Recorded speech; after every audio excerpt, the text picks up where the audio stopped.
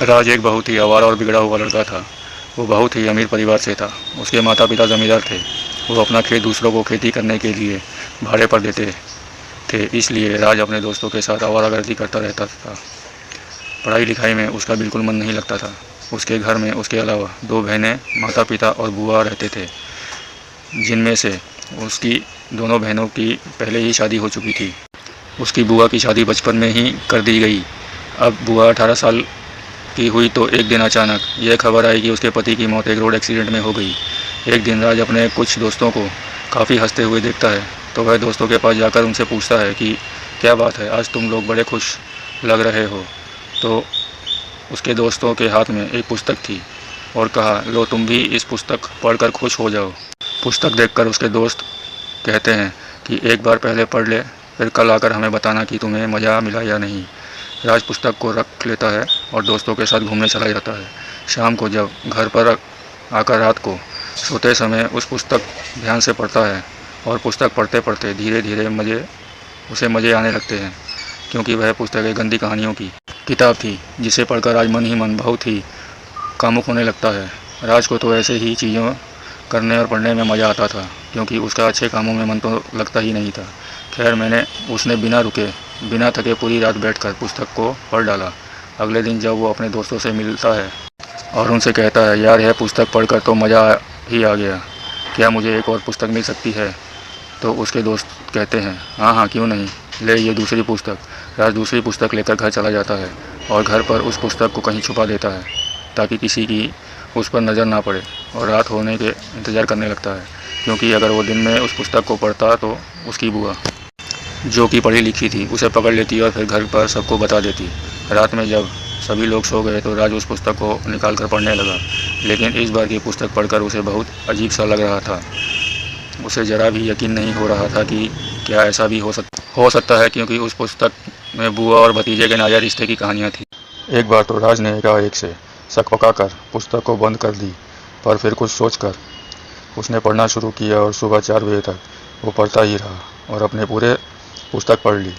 जब वो सुबह 8 बजे उठा तो बुआ ने उसे चाय पीने के लिए आवाज़ लगाई। राज का अपनी बुआ को देखने का नज़रिया पूरा बदल चुका था, क्योंकि पूरी पुस्तक पढ़ने के बाद उसे ये लगने लगा कि ये सब हकीकत है। और ऐसा भी होता है। जब राज अपनी बुआ को उन पुस्तकों के किरदार की तरह समझने लगा था और उसे उन्हीं नज़रों से देखने लगा था। राज की बुआ अभी 19 साल की ही थी, जिस वजह से उसके चेहरे पर मासूमियत और त्वचा भी बहुत मुलायम थी। पहले बुआ और राज में बहुत झगड़ा हुआ करते थे, जैसा लगभग हर भाई बहन में होते हैं, पर अब राज को उसकी बुआ बहुत अच्छी लगने लगी थी।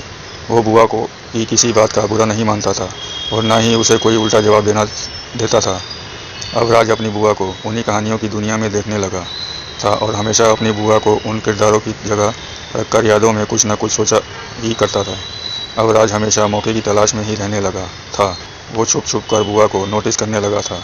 उसके कंधे से अगर दुपट्टा सरक जाए तो राज बड़ी गौर से उसे देखता था। जब बुआ के कपड़ों को लेकर देर देर तक उसकी महक को महसूस करके आनंदित होता, और सुबह सुबह जब बुआ तैयार हो रही थी और बाथरूम में नहाने गई तो मौका देखकर राज बाथरूम के दरवाजे के जॉइंट से उसे देखने लगा और अपनी बुआ के नग्न शरीर को देखकर खुश होने लगा। अब राज ज़्यादातर अपनी बुआ को कभी कपड़े बदलते तो कभी नहाते हुए चोरी छुपे देखने लगा और हमेशा इस मौके की तलाश में रहता कि कब उसे मौका मिले और कब वो अपनी ही बुआ को अपनी हवस का शिकार बना ले। एक दिन राज की बड़ी बहन के ससुराल से न्योता आया कि उसे देवर की सगाई है और सबको वहां आना है। तब बुआ बोली, उसके एग्ज़ाम शुरू होने वाले हैं तो नहीं जा सकती। तभी राज ने कहा, तो मैं भी बुआ के साथ ही रुक जाता हूँ, क्योंकि बुआ को अकेले में डर लगता था। राज की माँ बोली, ठीक है, और हमें आने जाने में 1 हफ्ता लग जाएगा। राज मन ही मन से मैं बहुत खुश हो रहा था। उसके दिमाग में सब कुछ सोच लिया था। अब तो बुआ घर पर अकेली रहेगी और वो अकेली सोना पसंद नहीं करती।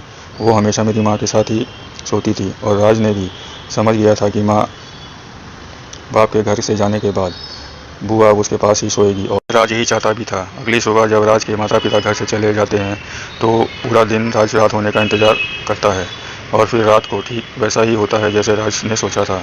रात को सारा काम खत्म करके बुआ राज के कमरे में सोने आ जाती है, क्योंकि बुआ को अकेले सोने में डर लगता था। बुआ के सोते ही राज अपनी गंदी हरकतें करना शुरू कर देता है। कभी नींद के बहाने बुआ के ऊपर अपने पैर रख देता था तो कभी अपनी बाहों में उसे भरकर सोने का बहाना करता था। खैर वो रात किसी तरह बीत गई। फिर दूसरी रात भी राज बुआ के सोने के बाद उसके साथ गंदी हरकतें करना शुरू कर देता है। बुआ की नींद तो खुल गई थी लेकिन वो चुप थी और बुआ की इस चुप्पी को राज ने उसकी रजामंदी समझा, जिससे राज का हौसला और भी बढ़ गया। वो बुआ के पीछे चिपक के सो गया था लेकिन बुआ फिर भी चुप ही रही। तभी राज ने बुआ को अपनी बाहों में ज़ोर से जकड़ लिया। बुआ को भी इसमें मज़ा आने लगा और वह भी राज का भरपूर साथ देने लगी और राज से ज़ोर से चिपक गई। इससे राज को लगा कि वह बिल्कुल सही रास्ते पर है, तो उसने इस मौके का बिना गवाए अपनी नादान बुआ के हाथों को दबाने लगा। बुआ का शरीर छटपटाने लगा और उन दोनों ने अपनी प्यास बुझा ली। फिर उस रात के बाद उन दोनों को इसमें इतना मज़ा आने लगा कि वो अब दिन में भी मज़े लेने